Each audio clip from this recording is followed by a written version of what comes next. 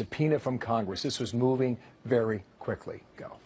Yeah, and what is revealed as I dig through these purloined letters, allegedly purloined letters, you see what?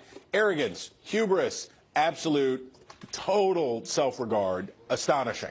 And what you find really revealing is the frustration that the more clear-eyed members of Clinton's team had when they say, you needed to clean this up. Why didn't you do it? Why didn't you take care of business? And they didn't take care of business. They didn't come forward. And as a result, all this time later, years after she's left, it's still going on, and they're having to say, we got to clean it up with the president. Okay. Astonishing.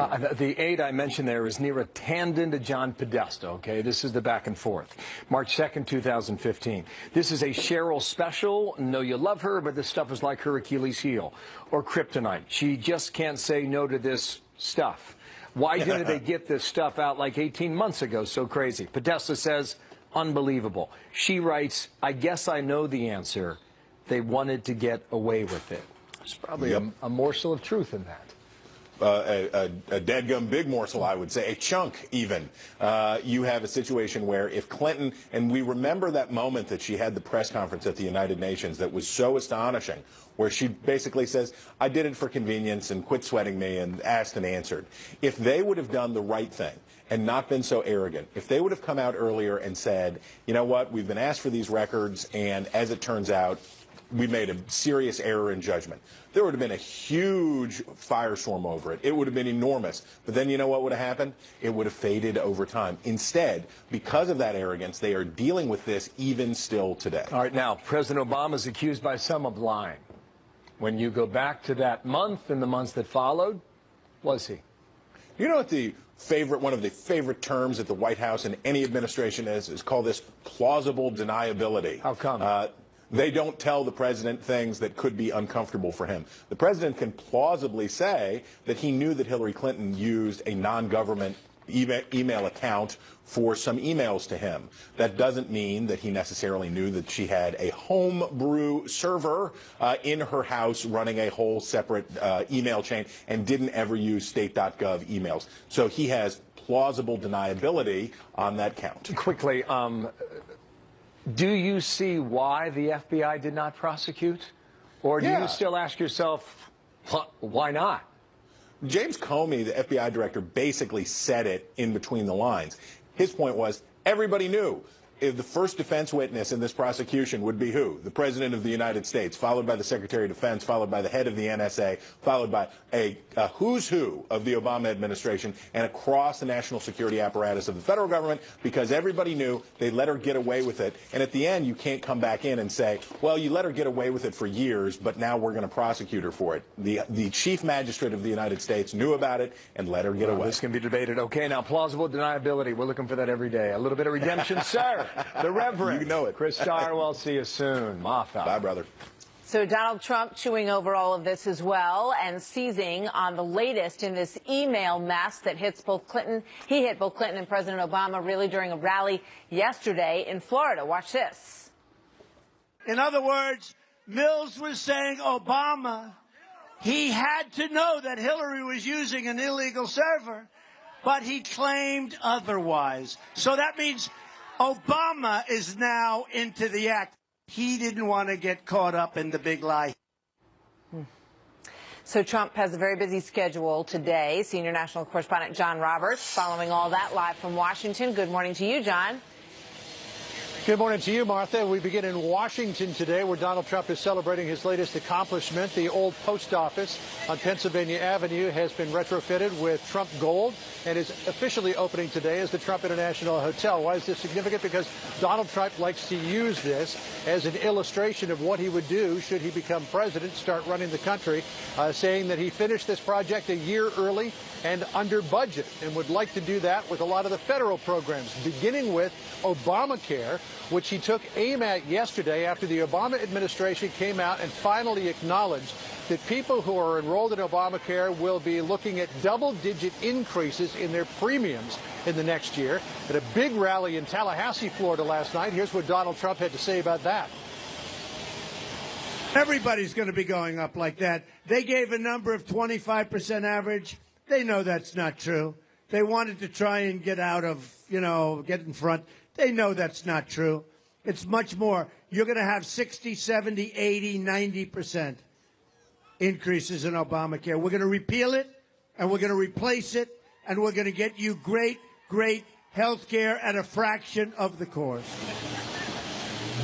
Donald Trump said in his speech at Gettysburg last Saturday that as part of his 100-day plan, his contract for the American voter, should he be fortunate enough to win the Oval Office, the moment that he walks in the door there, he will begin the process of repealing and replacing Obamacare, saying Hillary Clinton would leave it like it is.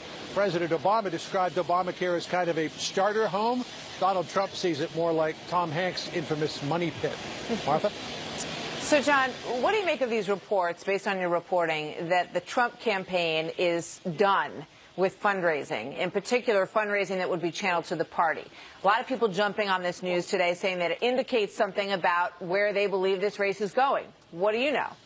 Well, first of all, what I'm hearing from the campaign is that that is not true at all. What is true is that Donald Trump will not be headlining any more big money fundraisers. But after tonight, neither will Hillary Clinton. But they are still going to continue to raise money. Donald Jr. is going to be going out there hosting fundraisers. Reince Priebus, the chairman of the RNC, will be doing that. The RNC told me last night that a lot of the big money is already gone, so they'll be looking for sort of smaller donations, still large, and then of course they'll be continuing with their online and direct mail fundraising, which they say is going gangbusters. But both campaigns, after tonight, neither one of the candidates will be out there at those big money fundraisers. So I think this thing got a little bit overwritten, and I do know that Donald Trump's fundraising chairman, Steve Mnuchin, might not have quite characterized it accurately when he was talking to a reporter from the Washington Post. Martha? Interesting. John, thank you very much. I get up every morning, I about got to turn on the television with a stick. You know what I'm talking about? I mean, yeah. I just never even know what's going to be on there. It's like the media. It's like 2-on-1 with the national media doing half of Hillary Clinton's work for her every day. Don't know how long that stick is, but Mike Pence saying the news outlets are not giving his guy a fair shake. This is we get a new report from the Media Research Center, finding Trump coverage of the 3 broadcast nightly newscasts over the past 3 months has been hostile toward Donald Trump 91% of the time. Now, Mike Huckabee knows the media very well. Former governor of Arkansas, Fox News contributor, Trump supporter, and good day to you, sir, and thanks for coming back. What do you think of the report first on its face? The number seems extremely high. Defend it. I mean, it's breathtaking, but I don't doubt it. I mean, if you just watch the mainstream media, that's what you see. It's all Donald Trump all the time, and it's all negative. And so, you know, the Media Research Center, what they do, they analyze the total number of minutes that's given, what the anchors say, what the guests say, what the commentators say. They add it up. It's a pretty fair analysis. And 91% of the time, they're speaking negatively about Donald Trump. And it may explain why right now the confidence of the American people in the news media is so much even below Congress. I mean, the media has become about as popular as a whole gang of cockroaches in your kitchen these days. That's pretty low. That's It's pretty accurate, crawling Bill. around the tile. Now listen, the comparison to coverage over Clinton's server is not even close. I grant you that. But some of this stuff is coming from Trump anyway, by either the events of the day or something he has said or something from the past. Look, I'll be the first to tell you that I think sometimes Donald Trump buries his own lead, to use a journalistic term. At Gettysburg the other day, I thought that, you know, he missed an opportunity to focus solely on his reforms by even bringing up the potential lawsuit. Well, as soon as he said that, I said, there's your Sunday talk show headline right there. That's what they're going to be talking about. And sure enough, it was. But that aside, I mean, there's no doubt but that the media will take any and everything that is negative toward Donald Trump and they will blow it up like it's the 4th of July. But when it comes to taking a look at Hillary Clinton and things that really matter, things like coordinating with her PAC, things like talking about she hopes for open borders and ultimate globalism, the fact that she destroyed evidence. My gosh, Bill, we've got a 4-star Marine general who's going to go to prison for doing less than what Hillary has done. He gave some classified information to some reporters, lied to the FBI. Hillary lied to Congress. She tore up classified evidence. She, destroyed evidence that was under subpoena, for heaven's sakes. And, this guy's going to go to the big house. She wants to go to the White House. Americans are sick of the fact that the Clintons play by a totally different set of rules than the great unwashed that they seem to have such contempt I will for. grant you the comment about the first 100 days on Saturday, and probably it would have been wise to leave that alone. You look at the last debate last Wednesday in Las Vegas. I did 90 minutes of a lot of issues and a lot of topics, and the one story that people want to talk about was whether or not the election was rigged. And he could have avoided that, Governor, by not going there, or by finessing it in the following way. If this election's close, I'm not going to give in. Do you think Al Gore should have done it in 2000? You think George W. Bush should have done it? It's always easier to look back and say, gee, this is what I should have done. And having been on the debate stage many times, I'm always better after the debate at what I should have said. So I get that. But even so, there was substantive issues, not only in the debate, and I thought that, to make a big deal of what he said, in the manner in which he said it, was really a little bit of overreach on the part of the media anyway. I mean, they didn't hold the fact that John Kerry, after the 2004 election, said that, the results weren't fair. Of course, the big example being 2000, the Al Gore-George Bush race. Barack Obama in 2008 talked about a rigged election, how he wasn't sure it was going to be fair because he thought Hillary might rig it. So this is not all that big a headline, but people treated it as if he had, just stomped on the Constitution or something. Let's get to one more point here, and that's the issues, because they're largely absent. There's a media critic, television columnist, Andrew Tyndall, and he notes that issues on the nightly news, going back to the study, in his words, have been virtually non-existent. I saw some anecdotal evidence out of Ohio earlier today suggesting turnout there was already low. And that could be the result in 13 days. A low turnout in a campaign that's been about personality and not the issues, Governor. If it's low turnout, I think that's bad for Hillary, because I'm convinced, Bill, that Trump supporters are going to go to the polls. If it rains 16 inches, they're going to swim right through the rainwater to get there. But look at the difference between the rallies that Trump is holding and the intensity of his voters. They'll stand in line for 8 hours to maybe, and maybe not, even get in the building. Hillary's rallies, I mean, good grief, they got to pump oxygen in the room to keep them awake. And the numbers are low. I mean, Tim Kaine had 30 people show up. That's a very interesting point. But in your experience, rallies and numbers. Do they translate to votes? So give the last word there. Go. Well, here's what I do know. Traveling on planes and being in hotel lobbies about 5 days a week, everywhere I go, the intensity level for Donald Trump is just extraordinary. And what I see happening is people who will not tell a pollster, they will not tell a news reporter how they're going to vote, but they will lean over and whisper, and I'm talking about waiters and Uber drivers and all kinds of people who will say, I'm voting for Donald Trump. They're very passionate about it, but they won't even tell their own families because it creates such a fight with some of their friends and relatives.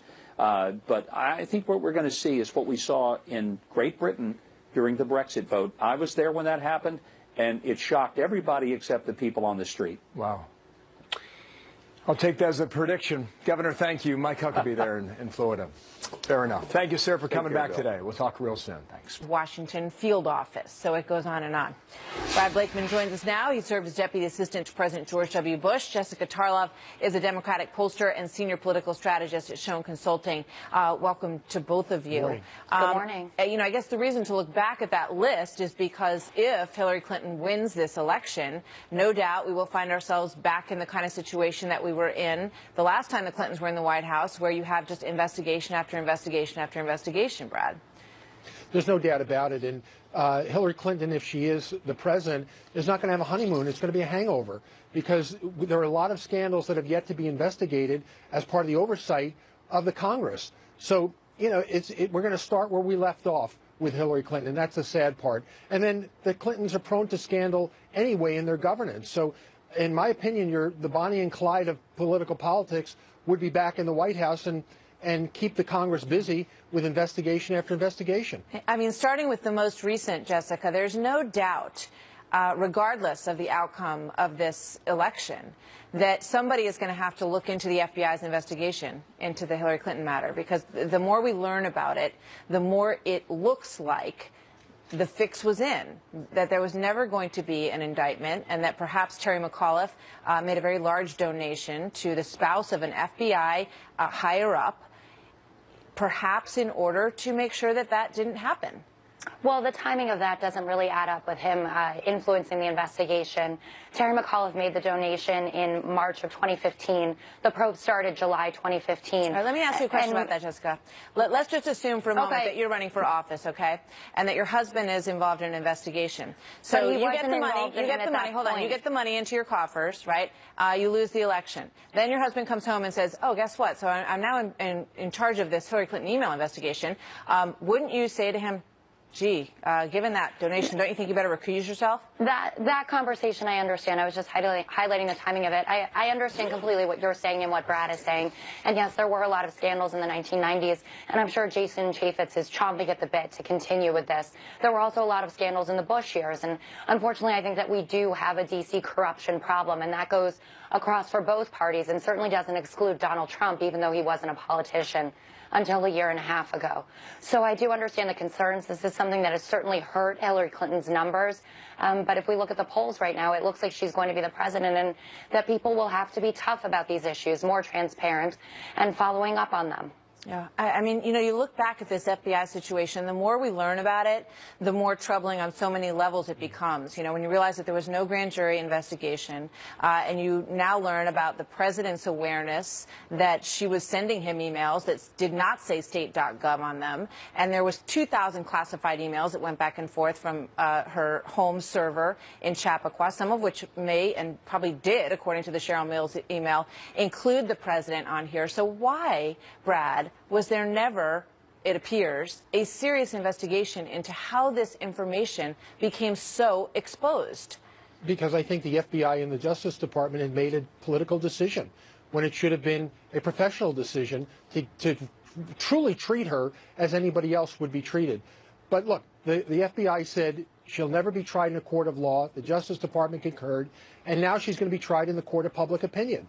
And if she becomes the president, she'll be the most damaged president coming into presidency, because not only is the past scandals going to hurt her, but she's going to have a problem governing in this environment. So this is all self-created. The Clintons brought this upon themselves, and the government did not do their duty. Yeah. And what about the complicit nature of the media in that, Jessica? The fact that these stories have not been laid out in the kind of detail that allows people to really understand. You know, if the FBI decided not to indict someone before they really did a thorough investigation, and that's what a lot of people believe may have happened here, that is a serious undermining of the American system of justice, is it not?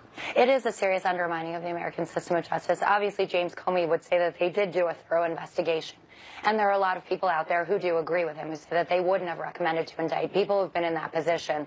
But what I would say is that I understand these concerns, and I think it's something that's going to be a tough challenge for Hillary Clinton going forward.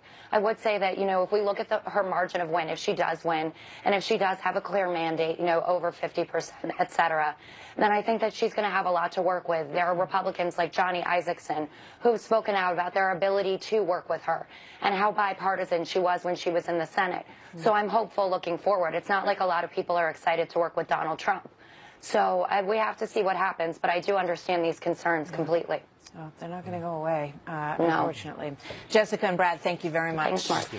Well, stand by now. Hang on. That's a tease. We're going to win the state of Florida. We're going to win back the White House.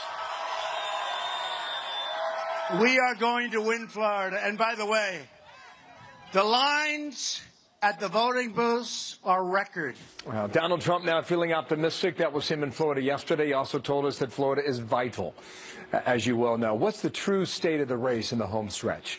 Tom Bevan, executive editor, Real Clear Politics. Tom, how you doing? Nice to see you, and welcome back here. I mean, this is what you do for a living, so chew on this one, right? This is Bloomberg, this is Florida, this is today. Trump at 45, Clinton 43, four-way race. What do you think? Yeah, before I get started, Bill, let me just say I'll take any action you've got going with the Cubs here in Chicago. Okay, so okay. Just want to make that clear. Let's 10-4 on that. You got it.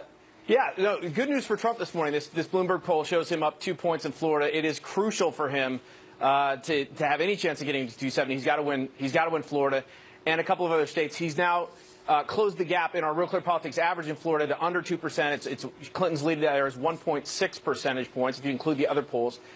So we've seen this race tighten in the last couple of days. Our national average is now under 5 points as well. So he's not completely out of it yet with a couple weeks to go. He's still behind the 8 ball, and he's still trailing in a lot of these key battlegrounds. Okay, this is the electoral map from 12 years ago, all right? Republicans in red, Democrats in blue. That was Bush and Kerry. This is the map in 2008.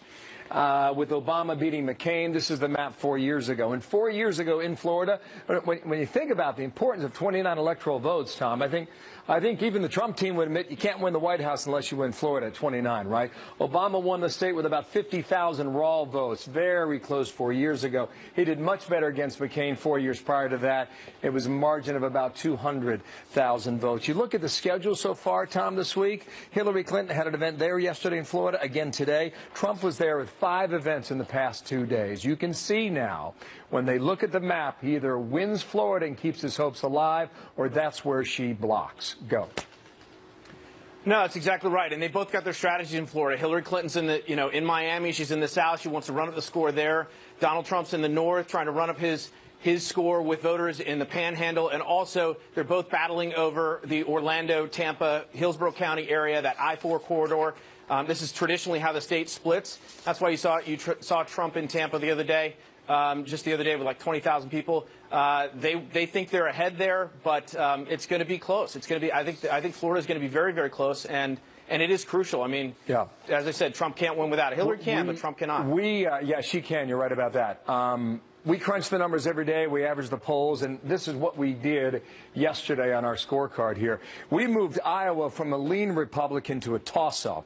We took Indiana from a solid red to a lean red, lean Republican, and that congressional district in Maine went from a lean Republican to a toss-up as well. Does that square with where you are? I think we have, pretty much. We've got Iowa. I think Trump's lead there is about 4.5 points. Haven't had a whole lot of new polling out of Iowa. Would love to see some more there. I think the Maine district was leaning for Trump, but now might have slipped a little bit as he's lost ground in some of these other states. So that's roughly where we have it. Again, he's trailing and needs to close the gap here in the final couple of weeks. There are some indications that might be happening, but we still got a long way to go and looking for a lot more data to sort of confirm that. Right. Another big story will be balance of power, Tom, and that's the Senate right now, 54 Republican, 46 Dem. 2 of those are independents. They caucus with the Democrats. Back to that Bloomberg poll in Florida. Rubio has a 10-point lead in Florida. Yeah, that was an eye-popping number. A lot of other polls had that race a lot closer. Democrats have been they've been having this internal discussion about whether to pour resources in there or let that race go. This poll might actually give the upper hand to the folks who think that race is now gone, but we'll see. I mean, Rubio he needs to hold on to that if Republicans want to have a chance of holding on to the Senate, and he seems to be in good shape, at least as of right now. 10 points is a lot in a race like this. Yeah. Tom Bevan, thank you very much out of Chicago. Good luck to your Cubbies, my friend. All right, go Cubs. Thanks. All right, you're going to enjoy this series there. Sounds on that ongoing manhunt later this hour. In the meantime, there are brand new revelations that show a frantic Clinton campaign struggling to come up with an acceptable explanation for Hillary Clinton's use of her private email server. And their first reaction says a lot about what they really thought about this, although she seemed to shrug it off when she first came out and spoke about it that day at the UN. A lot to dig into here. Welcome, everybody. Brand new hour of America's Newsroom. I'm Martha McCallum. And I'm Bill Hemmer. Good morning. WikiLeaks also revealing the Clinton campaign was sounding alarms after the president said this about the private server on CBS. Mr. President, when did you first learn that Hillary Clinton used an email system outside the U.S. government for official business while she was Secretary of State?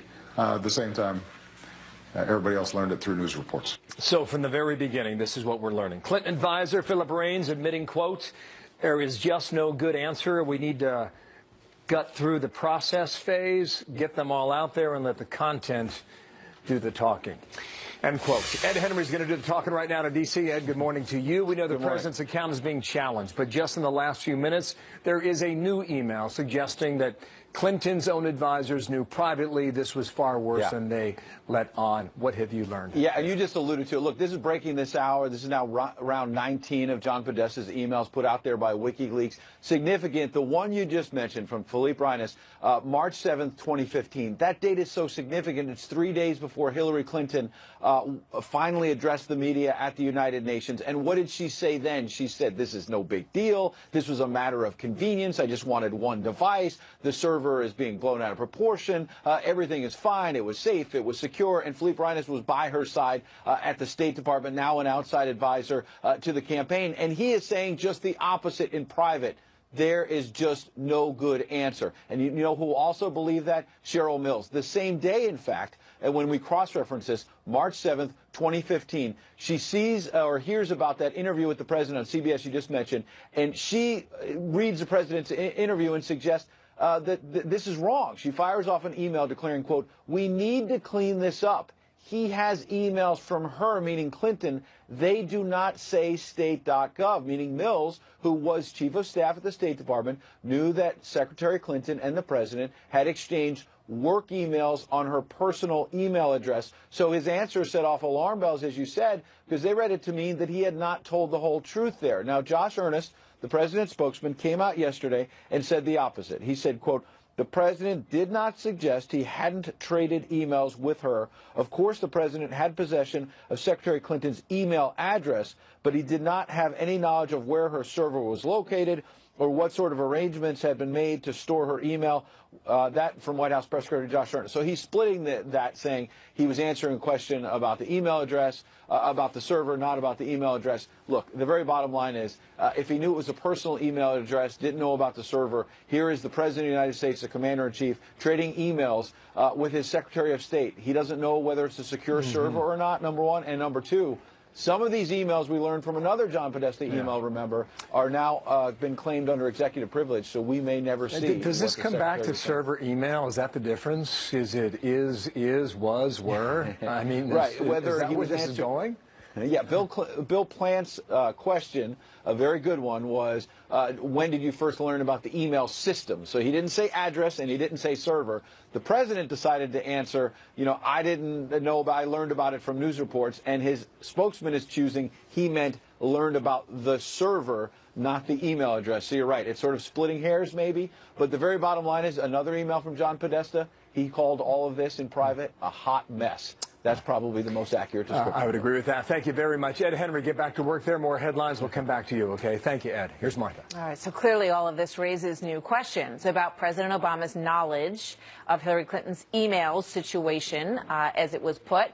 As we've been hearing, the Clinton campaign knew from the start that they had a problem with all of this, no matter how unworried she appeared to be when she was in public. Steve Hayes, a senior writer for the Weekly Standard and a Fox News contributor. Steve, good morning to you. Good morning, Martha.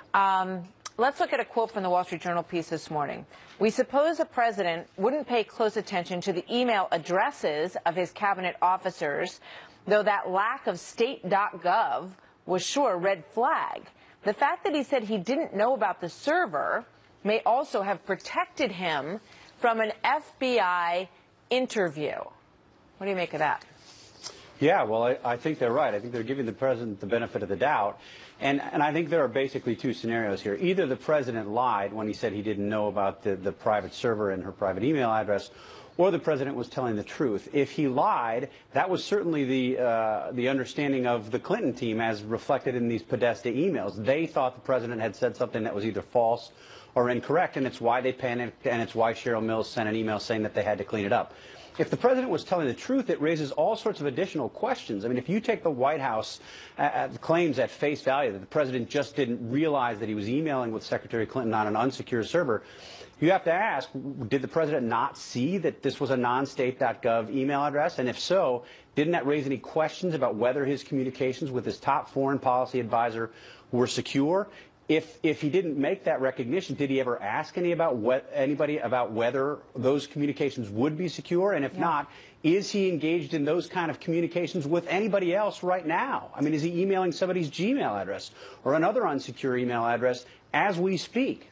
You know, I mean, we know that John Podesta was concerned about emails that came to and from the president, because he said after the subpoena order came in from Trey Gowdy, they said, well, we have to find out what's in there that's to and from the president, which, as you pointed out last night, Steve, broadcast to everyone, there were decisions being made.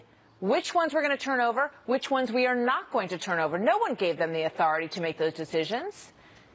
No, I think that's exactly right. I mean, look, what we're seeing here in these Podesta emails, again, assuming that the emails that were stolen from John Podesta's account, published by WikiLeaks, are in fact accurate, what we're seeing here is the inside nature of a cover-up. I mean, this is a cover-up. I don't think there's any question about the fact that it's a cover-up. They were attempting to cover up what Secretary Clinton had done with her server, whom she communicated with, the kinds of things she discussed, what emails would be turned over and would not be turned over.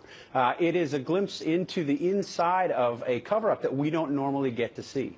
And it's shocking, I think, when you look at those two things, that John Podesta said, we need to make sure that there aren't any in that batch that are to and from the president. And he says he can exert his executive privilege there, which may be true. But he's concerned about the back and forth between the two of them there. And then you put that with the question from Bill Plant, where the president says he was not aware that she was using an outside server. And you have to ask yourself, if you're working on the FBI investigation, those two things alone would put question marks in your head. Well, I guess we need to sit down and ask the president a few questions. No? Well, I mean, you would certainly think, and two additional points. One, the president gave much the same answer to Steve Croft, an interview that he did with Steve Croft that he gave to Bill Plant. And two, remember, this is only one slice of this cover-up, of this controversy. The other part we saw last week in the release of the FBI 302s, the interview summaries from the FBI, where you had a senior State Department official, Patrick Kennedy, trying to pressuring FBI officials into changing classification of emails so as to protect Secretary Clinton. I mean, this whole thing stinks, and we're seeing it from the inside, and again, in a way that we really never get a chance to see. Yes, I mean, so true. And you see now, as you point out, the scramble that was happening. So she's, coming before the American people saying, I just had one device. It made it easier for me. But there is a scramble and panic, I think, is not too strong a word, based on these emails and on Patrick Kennedy's statements as well, to figure out how to cover this whole thing, because they knew it was politically very dangerous for her. And that goes back, I think, again, Steve, to the question of, given all of that, did the FBI give this whole thing short shrift? I mean, I don't think there's any question. The FBI has to be embarrassed when it looks at the interview summaries that have come out. Now we get to see these Podesta emails, and we see how the Clinton team itself was reacting to what they knew was not just likely to be a minor controversy, but a full-blown scandal. I mean, Cheryl Mills doesn't send an email saying we need to clean this up unless she's worried about this becoming a scandal. And it was reflected, I think, as Ed Henry pointed out, 3 days later when Secretary Clinton went out and made her first public statement. I remember discussing it at the time. The takeaway there was, if there was a good answer to why she had done what she had done, we would have heard it. And the fact that we didn't ever hear a good answer from Hillary Clinton, and the fact that you can go back now and look at the statements one after another from that press conference that she gave at the United Nations, almost all of which have turned out to be false, suggests just how deep a hole they were in. And I think if you're on the Clinton team right now, you have to be looking around, smiling, saying, I can't believe we got away with this. I mean, can you imagine their relief when she was interviewed on the weekend before the 4th of July for a couple of hours by agents? Jim Comey wasn't even in the room for that interview. And then a couple days later, he comes out and says, okay, that's done. There's nothing there. So there's a lot more. Given what we know, there's more to know in this story, to be sure. No question. Steve, thank you very much. Steve Hayes Thanks, in Martha. Washington. So, Obamacare and stopping Hillary's health care takeover is one of the single most important reasons that we must win on November 8th.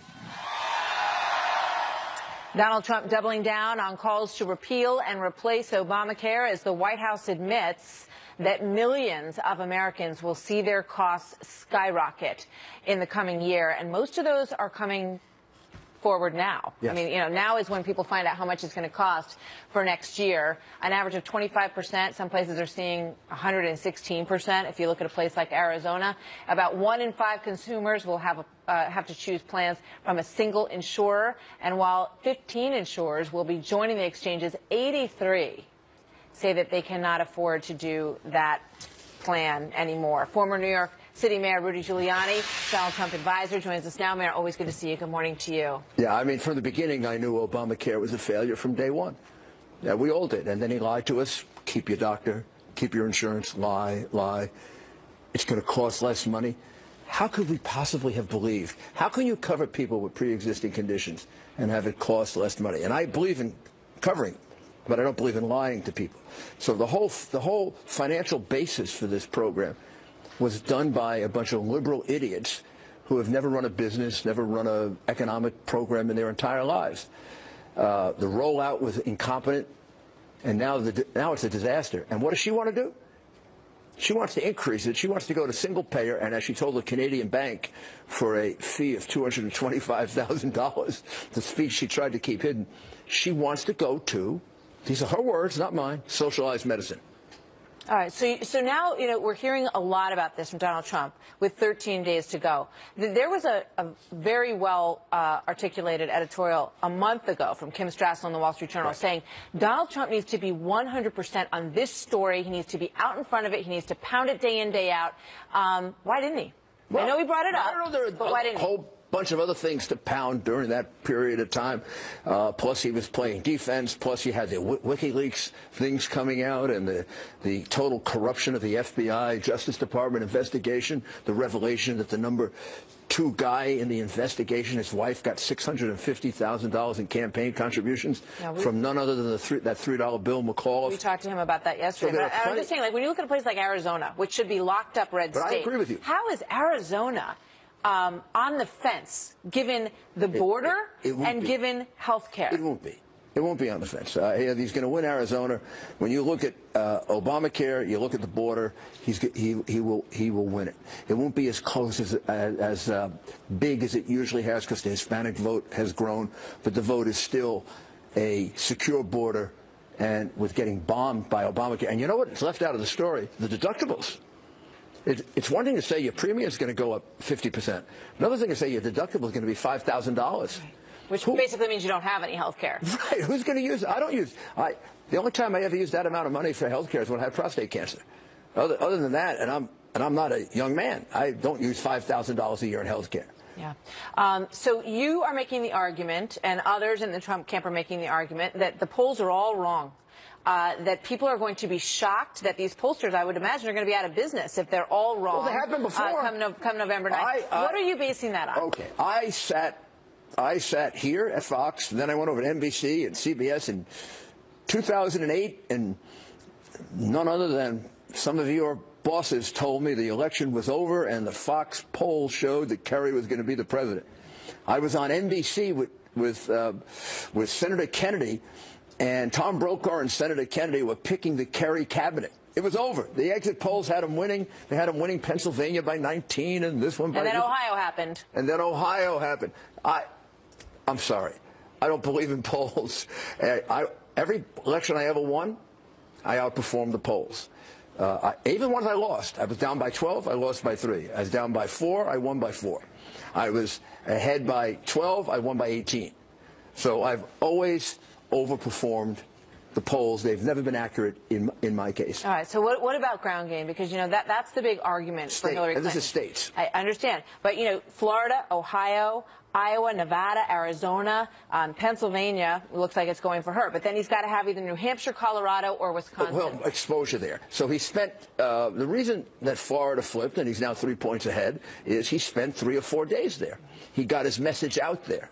Are there enough days left in this calendar, though, to get to all those states? There's enough time left, and then he's got a couple of surrogates like me, and we'll separate out. I'm going to spend the weekend in New Hampshire. I'm going to actually go from Dallas, where I have to give a speech, to University of North Texas. Why Texas is on the bubble? Oh, I just talked to one of my good friends in Texas who says that's the biggest joke in the world. They can't find...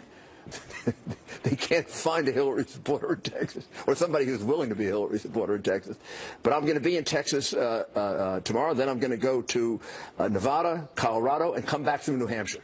And I'll do my own campaigning, so it won't be the 10,000 that he gets, but maybe I can get 2,000 or 3,000. Listen, call us from the road, because we would love to hear from you. And how things then I think he's got a surprise or two. that you're going to hear about in the next few days. Right. I mean, I'm talking about some pretty big surprise. Oh, yeah, I heard you say that this morning. What do you mean? You'll see. Stay tuned. Rudy Giuliani, you're lucky because we got to go. I'm out of time. Otherwise, I keep pressing you. We're not going to go down, and we're certainly not going to stop fighting. We got a couple things up our sleeve that should turn this around in a way that even the liberal pollsters will get to see it. Rudy Giuliani. Okay. Stay tuned, folks. And it beat the deadline. You just heard Rudy Giuliani, and now we have this new poll out of Florida, the battleground. Bloomberg shows that Donald Trump has a slight edge on Hillary Clinton. He's up 2 points, 45-43. Mark Thiessen, fellow for the American Enterprise Institute, Washington Post columnist and Fox News contributor, and Ebony Williams is a political analyst, attorney, and Fox News contributor. Good day to both of you. There's a suggestion this thing is over already. Mark, as you analyze that, how do you react to something like that with 13 days left? It's never over until the last vote is counted. I mean, there could be a world-changing event between now and the next 2 weeks. There could be any number of things that could happen. And look, I used to work for Senator Jesse Helms of North Carolina, and Senator Helms always used to say, I never won a poll or lost an election. There are a lot of people in North Carolina who would not tell a pollster that they were voting for Jesse Helms, but they ended up voting for him. And it's entirely possible that there is a Helms effect in the Trump polls, that there are a lot of people who are not telling pollsters are going to support Donald Trump because, especially as these videos are coming out with the groping and other allegations, it's not politically correct to be a Trump supporter so if you're not part of his hardcore. So there could be a little bit of effect. Whether it's enough to make up the difference in the polls is yet to be seen. But 538 gives him about an 18% chance of winning, and that gives Hillary about an 80% chance of winning. But that's not a sure bet. 18% is pretty good odds. So it's not over yet. Ebony, how do you see it? I would think, Bill, it would be a great mistake on the part of anybody, particularly the Clinton campaign, to be overconfident and think anything was over at this point. A lot can change in 13 days. Also, I actually don't think that the Clinton campaign, now many in mainstream media and whatnot might think it's over, but her campaign doesn't. I know that because she's deploying Elizabeth Warren to Meredith College in North Carolina, as Mark spoke to. That's an important state, and they're trying desperately to take advantage of early voting there because she knows it's not a sure thing, and it's certainly not in the bag. Well, as you know, early voting goes to the Democrats historically, and the day of voting goes to the Republicans. And Mitt Romney won the vote on Election Day.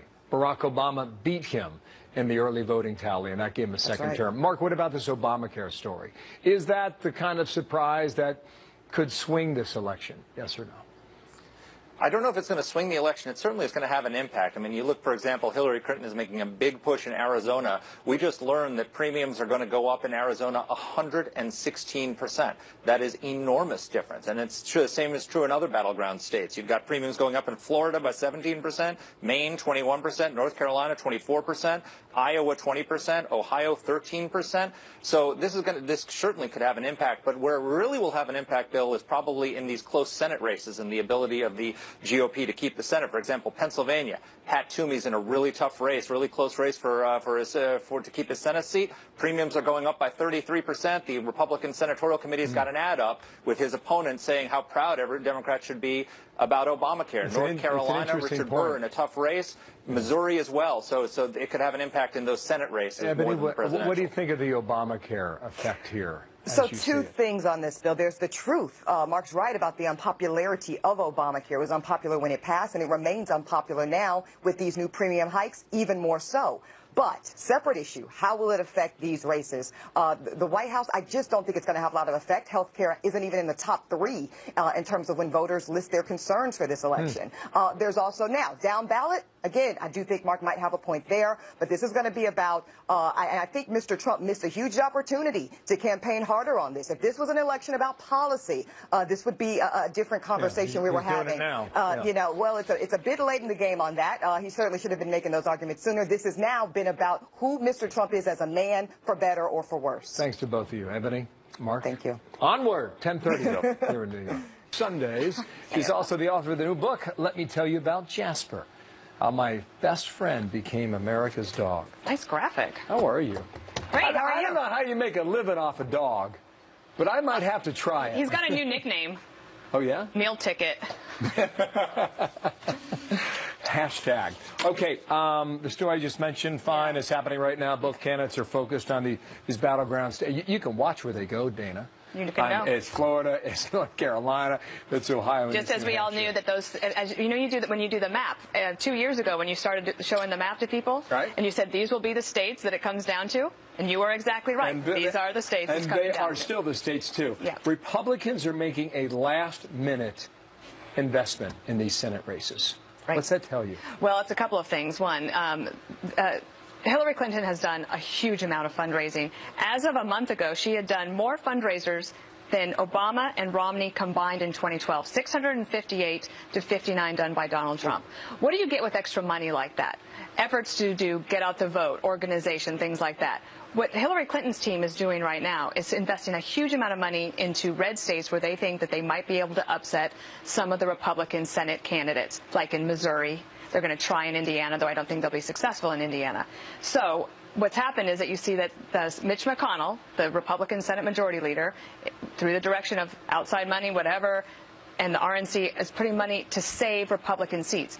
The position you'd prefer to be in at this point is to be one where you are not having to defend Republican seats, but that you are doing what the Democrats are doing, and that you would be going after Democrats and trying to make sure that you keep the majority in the Senate. You know what the importance of that is, being a Republican yourself. For a while. What do you know? Maybe. I don't know. I don't know. We might be breaking news. I don't know. Are you I'm waiting to see. Are you one of the write-in folks right now? I don't know what I'm going to do. Okay, all right. Well, you don't need to tell me, and I'm not going to ask you. But what I do want to know from you is whether or not you think the voters consciously think about a divided government. I do think so. And you mentioned, I'll tell you what, the podcast TV show that I do with Chris Narwhal, in his data dive this past weekend, he showed that in years where you've had a big disparity between the presidency. So, for example, 1984. If you did the map in 1984, the only state that you would have had to turn blue on your map that night would have been Minnesota. So, but what else happened that night? Actually, Democrats picked up 2 seats in the Senate. Interesting. So there is precedent for people understanding that they like checks and balances in government. 1996, Republicans picked up 2 Senate seats in a year that Bob Dole was beaten badly by Bill Clinton. Look at this Bloomberg poll. Marco Rubio, if he is up 10 points in Florida over his challenger, that tells me that Trump's not down 11. Trump's right in that case. And actually, they don't ever actually speak about each other when they're out on the campaign trail, but Trump and Rubio actually might be helping each other down in Florida. So if you are motivated to go vote for Rubio, you might decide to vote a straight Republican ticket. Or if you go in to vote for Trump, you might say, I might as well help him keep the Senate. Tell me about the book. Oh, the book. You are kind enough to ask. It's a book about Jasper. I call him America's dog, not because I think he's the #1 dog in America, but because one day on Red Eye, Gutfeld we were talking about a celebrity. She hates the paparazzi taking pictures of her dog. And he said, would you be like that, Dana? And I said, no, of course not. I want to share my dog with everybody. He can be America's dog, and I'll do all the cleanup. So it's fun. It's got a lot of pictures. That's where it started. That's right. What's Peter think about this? There's a great story, What actually. An understanding man. Quick, If you go to dailysignal.com, you can read an excerpt from the book about how Peter got arrested after failing to pay a $25 ticket for walking the dog off the leash, even though he tried to pay the ticket, and it's a bureaucratic nightmare. You talk about the overcriminalization of America. It happened to us, and you can read that chapter on dailysignal.com. It's pretty funny. Great pictures. See you at 5 o'clock. Okay, see you then. Thank you, Dana. I read that part.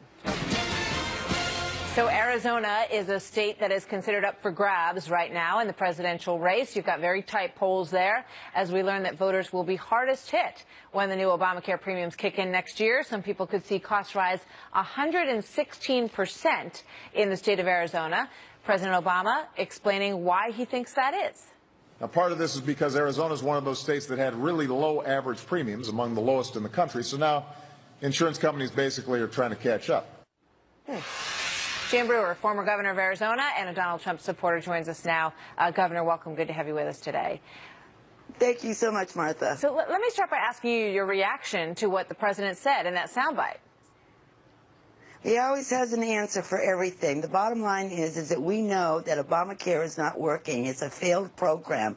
Whether he misled the public when he when he proposed it and it got it passed, and they had to read the bill to find out what was in it, and now the roosters come home to roost. It is a terrible situation that he's placed the American people in. In Arizona, you know, a young man, single, is going to pay $450 a month for his premiums. He can't see his doctor. He can't have his same carrier. And a family of four is going to be almost $1,450 for a family. Now, that is just absolutely outrageous, and I think the public now understands that they weren't telling the truth, and things have really gone askew. All right, you so know, let me just ask you about the political scene in Arizona right now, because a lot of people look at the map and they assume that Arizona will be a red state. It generally is a red state, and there's the scorecard. You see it's a toss-up right now, and the latest Monmouth vote has Donald Trump ahead by 1 point, 46-45, and that is well within the margin of error, so that's essentially a tie right now in Arizona. And then take a look at the Real Clear Politics average, which has Hillary Clinton at 43.5 versus Donald Trump at 42. Why is this even close, especially given the build the wall mantra that should be more popular perhaps in Arizona? It has been a very interesting race, one of which we have never seen before, and I do believe that we will win. We're not taking anything for granted, but I think that the Republicans will come home and the independents will vote appropriately, wanting a change. You know, we're not giving up. We are pushing forward, and Arizona will remain red. It's just a simple fact of the matter.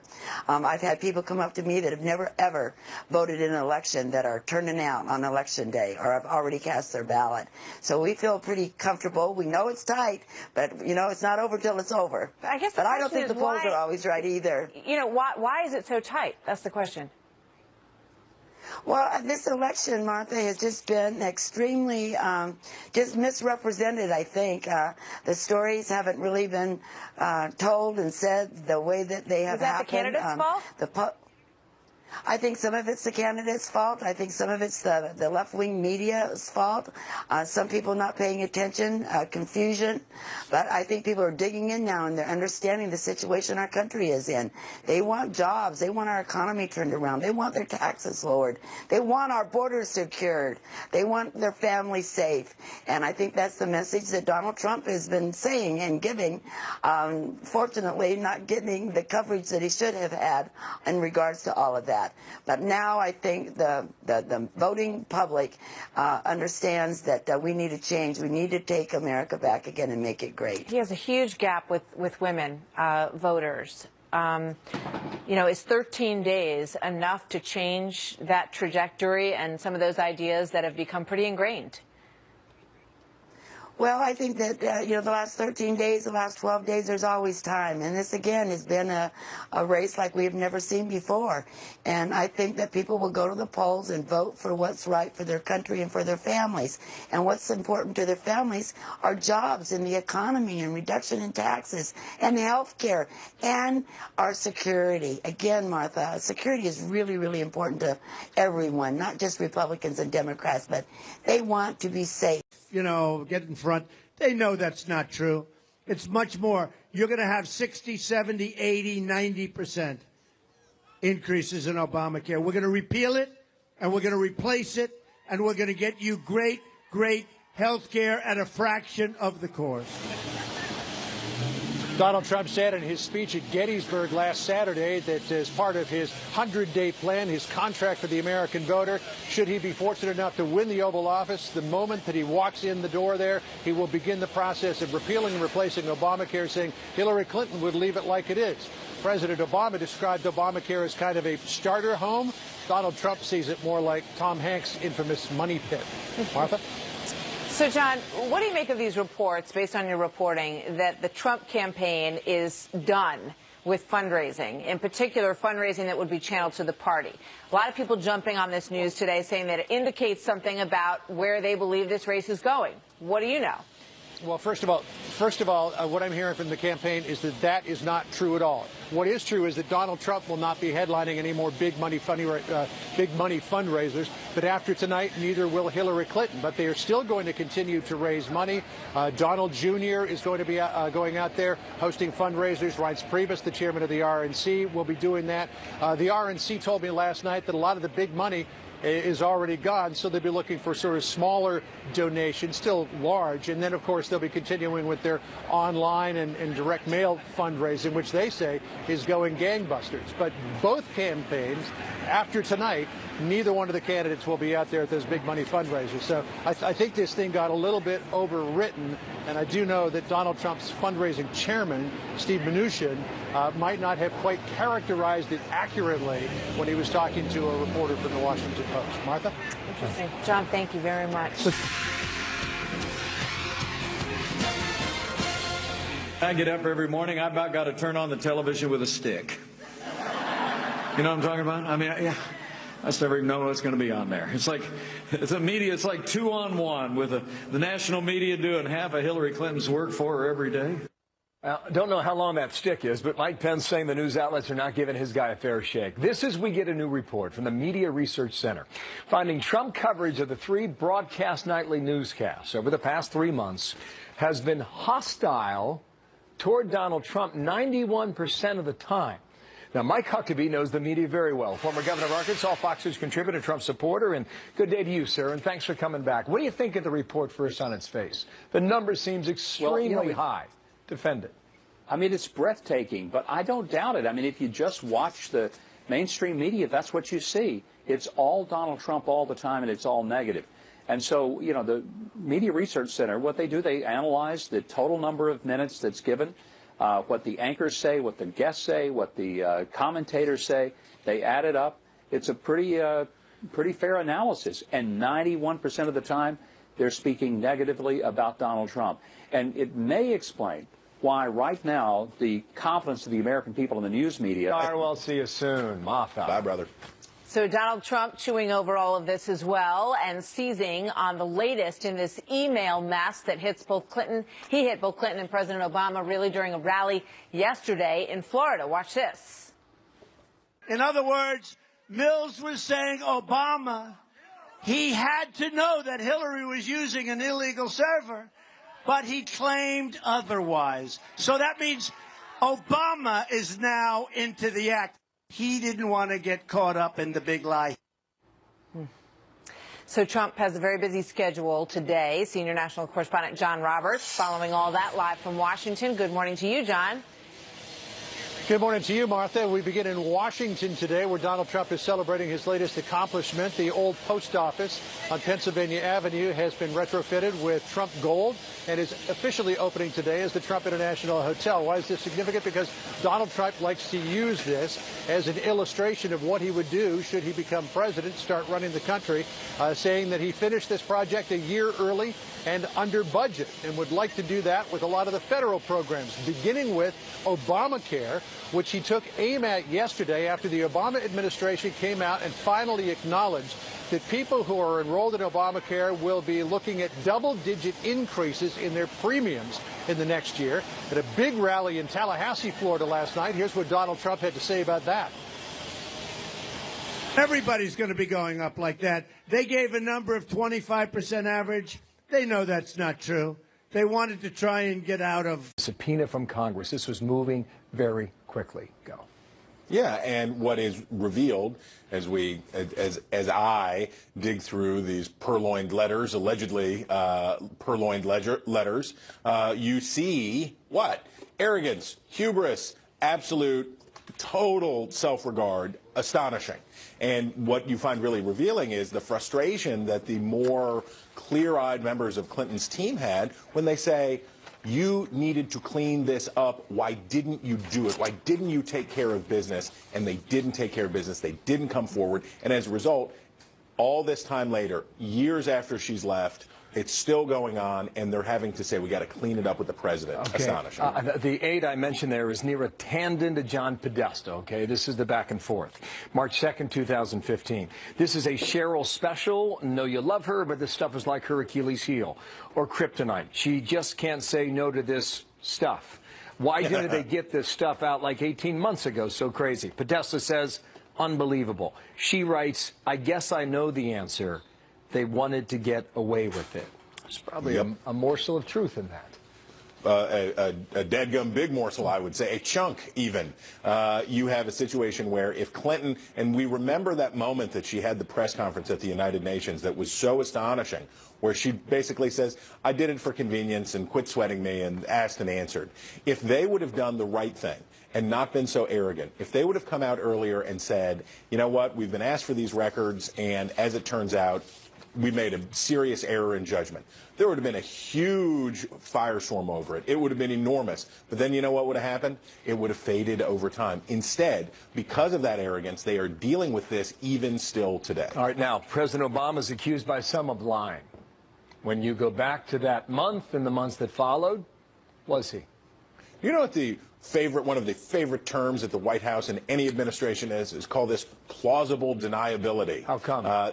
They don't tell the president things that could be uncomfortable for him. The president can plausibly say that he knew that Hillary Clinton used a non-government email account for some emails to him. That doesn't mean that he necessarily knew that she had a homebrew server in her house running a whole separate email chain and didn't ever use state.gov emails. So he has plausible deniability on that count. Quickly, do you see why the FBI did not prosecute? Or do you still ask yourself, why not? James Comey, the FBI director, basically said it in between the lines. His point was, everybody knew. If the first defense witness in this prosecution would be who? The President of the United States, followed by the Secretary of Defense, followed by the head of the NSA, followed by a who's who of the Obama administration, and across the national security apparatus of the federal government, because everybody knew they let her get away with it. And at the end, you can't come back in and say, well, you let her get away with it for years, but now we're going to prosecute her for it. The chief magistrate of the United States knew about it and let her get away. This can be debated. Okay, now plausible deniability. We're looking for that every day. A little bit of redemption, sir. The Reverend. You know it. Chris.